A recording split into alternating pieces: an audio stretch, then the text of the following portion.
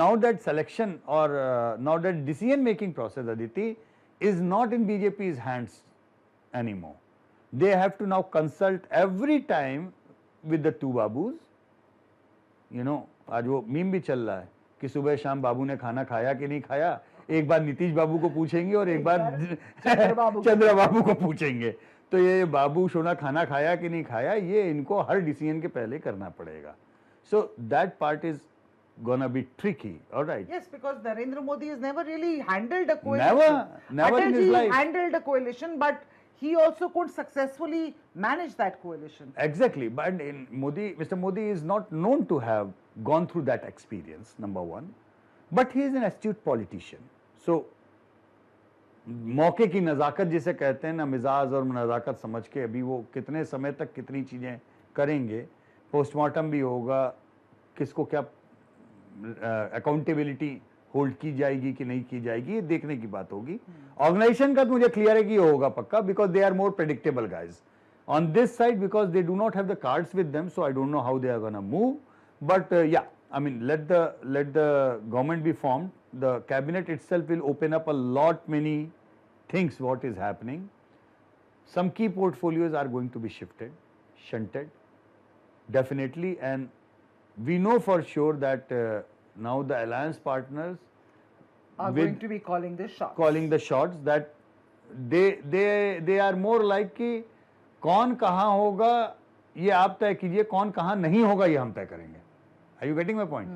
कि हमको ये बंदा या बंदी इस जगह नहीं चाहिए, इसकी जगह आप किसको दे रहे हैं ये आपका सिर दर्द है, आप जानिए.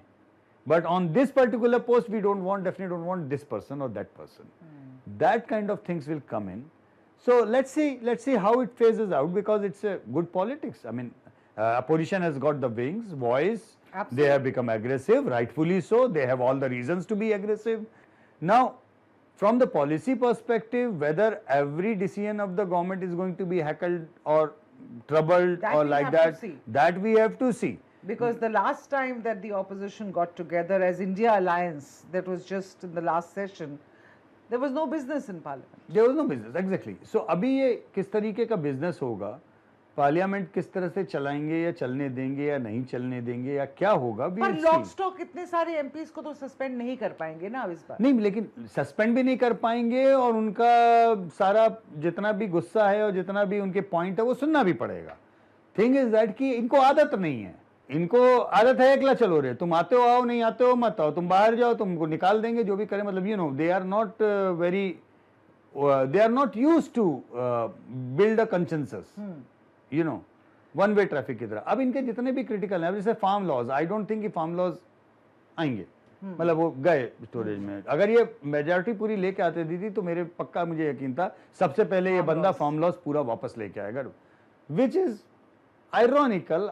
I feel that's wrong, because केवल जो अमीर किसान वाले राज्य हैं उनके लोगों ने विरोध किया, बाकी लोगों के फायदे की जीती.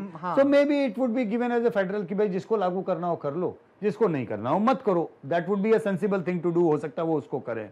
Uniform civil code for example, I don't know, मुझे नहीं लगता कि यूनिफॉर्म सिविल कोड आएगा. हालांकि कुछ लोगों ने मुझे बोला कि नहीं, जेडीयू ने बोला है कि आप यूसीसी लाइए, अच्छा है. सब लीक्स भी शुरू हो गए ना, जो कि 10 साल से नहीं हो रहे थे, कि पता नहीं चल रहा था कि अंदर क्या हो रहा है. तो मेरी खुशी क्या है पता है दीदी, फ्रैक्चर्ड वर्डिक्ट में इस तरीके के में अलायंस के साथ में, और अगर ये अपोजिशन को भी साथ में बात करके ये की डिसीजंस को ले आए तो और अच्छा है. क्योंकि अगर ये uniform civil code brutal majority के साथ में लेके आते तो हमेशा के लिए होता कि that one Hindutva related party enforce the uniform civil code on India, which I would never like to see. I would like to see a uniform civil code with the consensus and everybody on board.